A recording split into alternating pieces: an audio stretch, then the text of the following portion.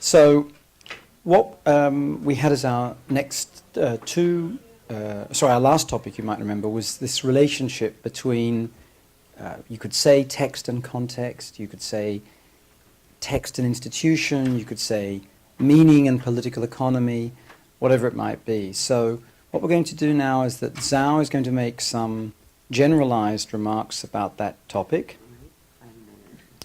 Well, it can, however long, and then I think we'll have some chat about that, and then I'm going to give you an attempt at an exemplification of it, which will include torch singing, but not by me, and not for very long. And then we'll have more chat, and then David has some remarks a bit later on that he wishes to make. Okay? So Let me start by saying that, because when I was yesterday was hearing John Hartley, and of course he invoked the Nicholas Garnham, the Schiller's, right? So let's start with that. The Schiller's definition, actually the young Schiller's definition of political economy, which I think one part actually fits in with this. He basically has this idea that political economy has these two aspects. One is the role of information, media, culture in the economy. And it's interesting because when he was writing, I don't think he was even aware of the current creative industry focus. But to the extent that we are, and he was talking about this continuous process of commodification, more realms of social life are being, sides of media making being made into the realm of capitalist accumulation. That's exactly what it is, right? So you have early on information, or early on, very early on agriculture, industry, and, information economy, which Paula talked a lot. And now we have creative industry. Well, each of this movement has its, inspirational aspect. It also, for me, try to be very critical, negative. It seemed to me that there's a progression of with this movement from farming to agriculture to information economy, now to creative economies, the less capital needs to provide for us. When you have farming, you need access to land. When you have industry, you need access at least to factory, machinery, tools, extensive investment in capital, right? Material capital. And when you have information economy, at least, when people yesterday, just talk about that, in a sense that you have to have some access to means of communication information. But when we talk about creative economy, when creativity becomes the site for accumulation, for production, it really, because all the previous things is taken for granted. Like John Hartley was saying, everybody can produce things, right? The assumption is everybody already has computer, everybody is already connected. So all we need is just the bare human being. And the creativity that's almost inborn. Of course, if you can go through higher education, get some more cultural capital, that helps. So to that extent, I think this movement, on the one hand, more and more areas that's very dear to us. Historically, culture is not supposed to be commodified. Culture is a realm that's a little more secret. It's meaning making. We're not supposed to be commodified. Now it is commodified, but not more than that. The extent to which profit or can be made does no longer depend as much for capital investment. Really, capitalists doesn't have to provide for us, even workplace. We work at home. So one of the aspects of political economy as analysis is this to trace or document the extent to which realms of information culture were being incorporated into capitalist economy, and work like Herbert Schiller, Dan Schiller focused a lot on that. At the same time, another realm that's more in terms of what Toby was saying is the extent to which political economic context shape text, the mean or the object that's being produced. And here I try to argue against any kind of simplistic way, say, okay, this is a determinist view, and that's when people provoke political economy as a straw target. It's that this is a kind of instrumentalist view, reductionist, as if you can read meaning from ownership. I don't think any political economists actually talk about that. I think the best way, for me, most meaningful is some people like Raymond Williams talk about how political economic structures set limits and put pressures on the production of text. I think that for me, that's the formula that makes most sense. And also being a Chinese, again, your subjectivity, right? Every time, so if, okay, like here yesterday, John Hawley's talk about how ownership doesn't matter, or state, matters less or as much, but always is the consumer citizen. That also, in a sense, kind of imply this, the author is that kind of thing. But how, if that's the case, then why all the liberal anti-censor cry against China, right? If the state doesn't matter that much, it's all the consumer audience, citizen, what you can do. Why all this cries? Oh, China today has, suddenly allowed foreign capital to invest in the media. Why it's so big deal? There's double standard in that sense. On the one hand, we have cultural, celebration of the importance of consumer citizens who can make do. But on the other hand, we seem to have a double standard, at least in this case. Or maybe those liberal discourse against or critique of Chinese state censorship it's not so much, it's not censorship that matters, it's, this argument itself. Maybe that's, some score to be gained. But so for me, I always face the contradiction of how to reconcile, all this Western critique seem to predict upon the importance of ownership. In China, they all have a state ownership, as if that matters most.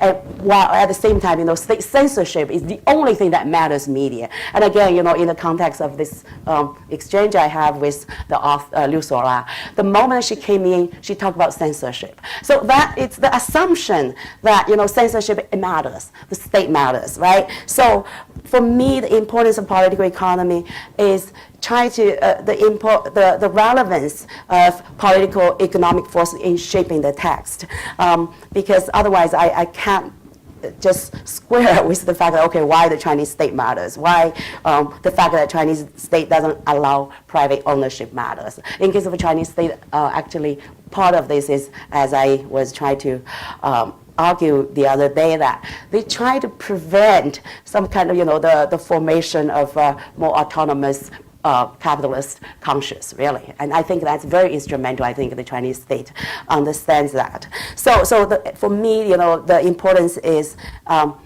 political economic forces in put pressures, set limits on the content of media, the text. And again, of course, different in kind of world historical context, different states play different roles, but in many ways they are similar. And so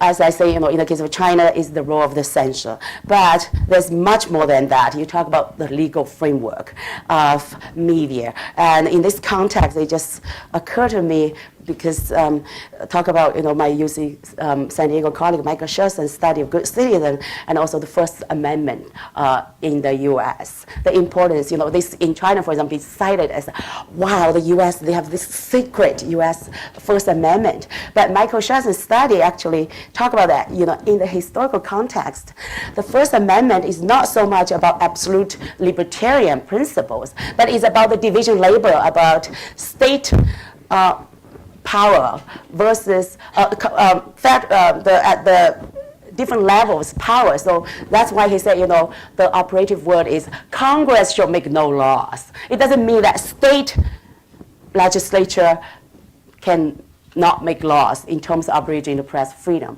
To me, that I said, wow, that's quite fascinating to learn that. So of course, this kind of legal framework involves so that in the U.S. case, the First Amendment become the libertarian interpretation. But people like McChesney Robert McChesney, another political economist, will argue that this maybe have taken extreme. The First Amendment, in the case of media, has been used to protect monopoly of media corporations. So again, so there's entire field of political economy, not entire field, but quite many vocal scholars who still work on the interpretations. Also, in the U.S. case, I think it's so easy because we got used to the private media, so we don't tend to think, okay, yes, we have PBS, very little, but and then in European context, you have public ownership, broadcasting ownership, but for many people who live outside the United States, the U.S. state-funded media system is the voice of America. And so I always remind my students, students in China say, oh yes, in the US, private media is normal. I say, yes, but don't forget that in the US, state actually operates this massive foreign broadcasting state propaganda in that sense. And for a state like imperial state like the US, that state's ownership of media that target at audience outside the world, outside your own nation, it has to be considered as a part of the state's involvement in broadcasting. Similarly, people like Robert McChesney had taken pains to discover, to document that. The fact that the U.S. has a free, more or less free media or diversity of media, especially newspapers and magazines, has to do with U.S. postal subsidy, right? Positive role of the state. And Toby yourself has documented quite a lot of state support of film industry. But even in the media, newspaper industry, that's considered as mostly private owned, right? You have post office play an instrumental role in enable the circulation of magazines, especially magazines as a second-class mail, right? But this has been debated last year, right? And it's been abolished. But again, these are the current ongoing policy issues that for at least for myself, found this fascinating. Also, in the case, I think the Schiller, especially Herbert Schiller, document extensively how public subsidy for research in terms of communication technologies, state subsidy for communication technology research has been playing such an important role. And again, much of this has to do with actually military research. From satellite to, everybody knows the story about the internet, how it began with Cold War research, right? But then we tend to forget about it, and we say, okay, this technology just not only neutral, but come from nowhere, come from our propensity to create. Creativity. So again, political economy really bring back the importance of the state in all these different means, different ways of influence content. Of course, myself, I started as a trained as journalist actually, and my own focus a lot has been on the news media. And again, in the case of the U.S., the state as a government as a source of news.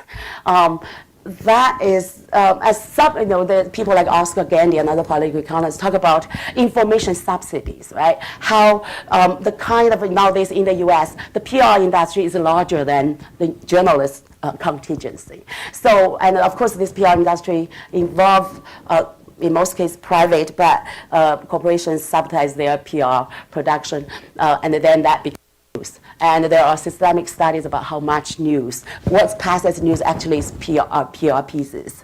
Of course, being, again, and I guess in the case of arts, you have the state as the purchaser commission of art. That is a tremendously important role too, right? State museums, or maybe in the US, you have more private fund museums.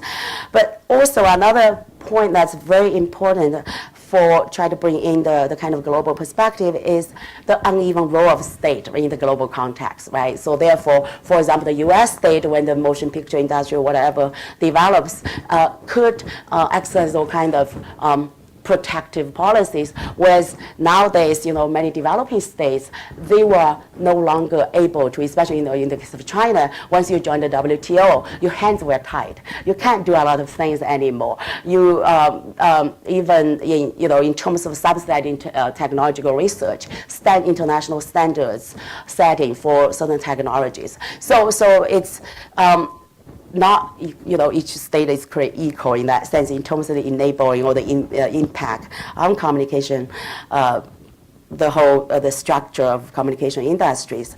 Just this, just this list of state impact itself is already quite expensive. I don't think I can go on more, but all Another point that for me is very significant is, as I said earlier, the importance of the commercialization of the entire media system, commercialization of arts. And again, here I talk about the Schiller's, the Herbert Schiller had this book, Culture Inc. I don't know how many of you heard about this or you make use of this, where he documented extensively about the commercialization, commercial sponsorship. But in my own case, also in my own study, I look at, and also this in a kind of historical context, in terms of the rising of newspapers, modern commercial newspapers, and how it's been documented very convincingly that the rise of commercial newspaper, or actually the opening up of newspaper market for advertisers, is not just an economic argument.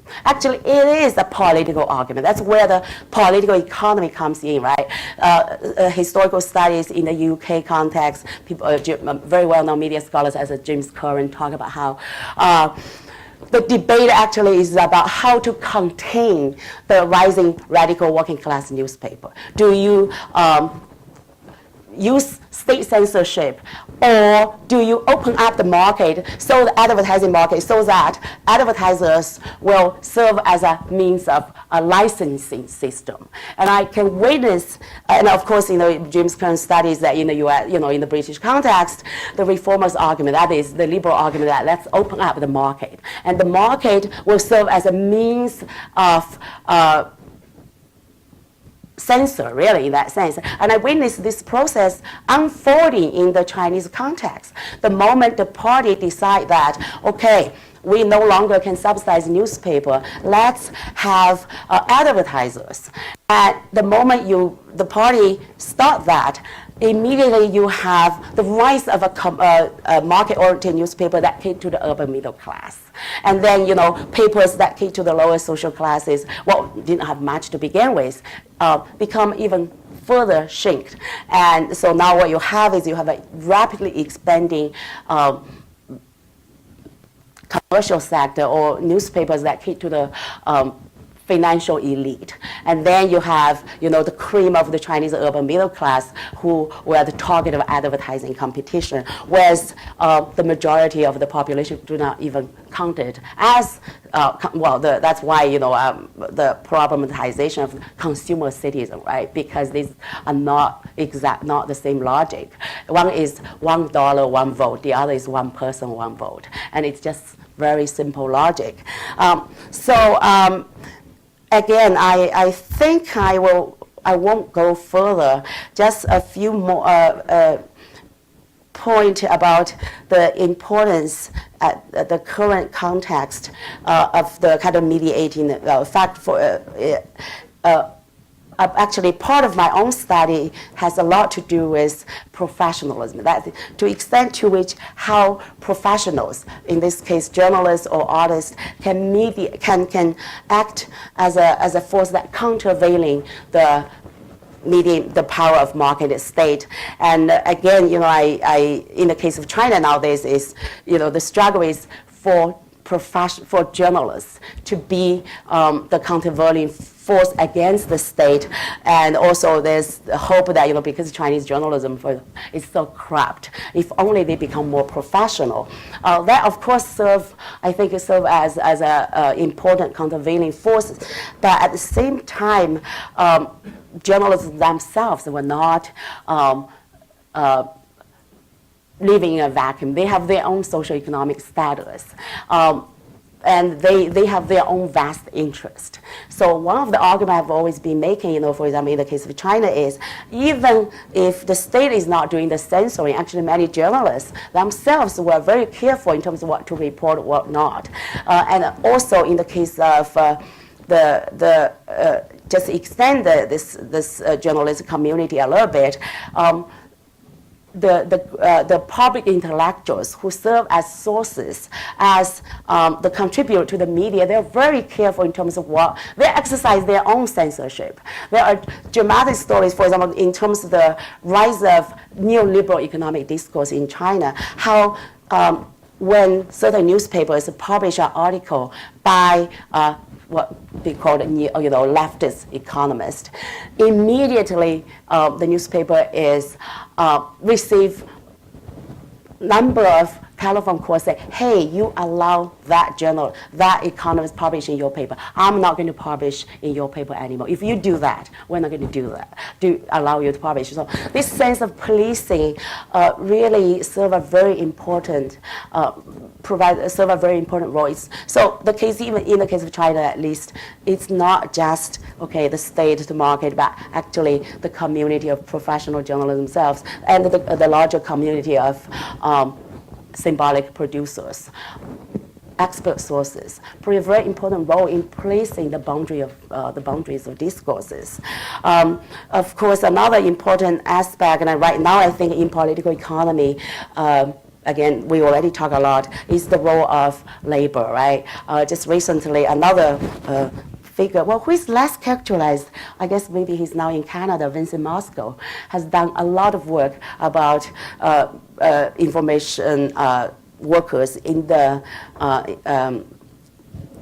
knowledge economy. He just published, again, this might be a bibliographical source for you, a recent edited book by him, Knowledge Workers in the Information Economy. But again, I assume, communication scholars are still, or not, political economists still not, has not catch up with the creative industry discourse yet. They are still writing about information economy, but many of these are overlapping.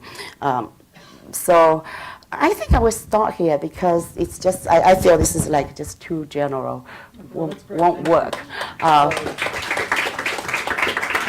Might have some questions or comments for Zhao, and I'm just going to set up my books in. Indigenous discourse for or against censorship in where? China? China. Of course. Actually, not only for against, well, I don't think it will be for censorship, but there was one moment some Chinese nationalists tried to make a case. That is, they have their own story posted out, then they automatically pulled it off. Then the Western media thought it's being censored by the party. So they try to make a point that, see, this is not everything in China is what appears to be, because every case there's censorship, or, the Western media will jump to it, right? So I don't think there's argument for censorship, but there, of course, the cry. I think the anti-censorship voice itself has to be historicalized. Why now, and who were the targets of censor, that kind of thing. Oh yes. The parties, I said earlier that the party now believes that, yesterday we talked about social effects and economic effects, right? This is the party's line. Under the conditions of socialist market economy, a market orientation is consistent with the double objective of service socialism, serving the people. The more our cultural products conquer the market, the more fortified our ideological front will be, the better the social results or benefits. This is the ultimate fascism, if you will, really. Market equals social results, the perfect fusing of party and state. There's another, as I said, we talk about the cultural industry, right? This is a quote from a economist term, cultural policy guru. Beginning with Adorno's critique, debates about the rights and wrongs of cultural industry has been long-lasting, but the grand wheels of social development do not permit us to talk on paper too much. The development of cultural industry is yet another long march under the new era. The day China's cultural industry takes off is the day the Chinese nation rises. So, okay, here is another one. A journalist professor, humanist, okay? But now the party talk about cultural industry. He changed himself into a cultural industry guru. So this is the language. Unlike us, of course. Yeah, unlike you. And this is why, I feel, it really, for me, I can't, for me, it's very difficult to say, yes, they are unlike you. I might find, somebody like you here. To use the perspective market, the perspective capital, the perspective laws of motion, that's scientific Marxism, for those some of you might know, right? In communication industry development, to reintegrate our media resource. And this is the kind of language, and if you think it's not scary enough, okay, here's the best, talk about censorship. So when this urban newspaper in Beijing originally came to the youth, okay, the Beijing Youth News, which is the party organ, no, the organ of the Communist Youth League in Beijing, catering to youth, turned itself into a white-collar urban middle-class paper and also published automobile supplement, okay? Real estate supplement, automobile supplement, and IT supplement. That's the industry you need, or the audience profile that advertisers want, right? And half of the paper, this supplement, were supported by advertisers, no strange, right? So the party propaganda department didn't like it, okay? So this is the moment I said, yes, I want party censorship. The party propaganda department said, no, to promote the automobile is promote, individualist, consumerist lifestyle. So the party propaganda will force it to close. But then they win the argument. This is the argument that's used by the newspaper editor. So anyway, and this is the long, no, this is the workers, too long. Okay, forget about it. This is the Raymond Williams. The workers, in the case of China, is the workers were being, some workers put out a website called the Communist Net. And the website was being censored, but the party forced it to shut it down, not because of ideology, because although it's still a communist party, right? How can you shut up a communist net? So it said, you do not have 10 million registration fee. That's the excuse that was being shut down. It's blunt, I guess, in China, but I think also, I hope it serves as a mirror to what's going on here in the political economy of U.S. media industries. And so this is the work activists was arguing, say, well, we have millions of workers. If everybody put out $1, we will be able to run this website, but then you still won't allow us. So the last is, yes, the Raymond Williams argument. We see that, this is in the UK context, in the 70s, 67, about how, of course, his understanding of culture is, meaning making, right? Creative industry, I still want to, for the humanistic me, want to see creative industry as meaning making, as value making, and as whose values, whose meanings are being privileged. And this is Raymond Williams talking about the British context in 67, but I'm sure now this is too old, passé. So, because yesterday John Hartley brought up Raymond Williams about communication science, so I go back to my own reading, and so got this, and I will let it here, get my email. Anyway, okay, that's it. Thank you.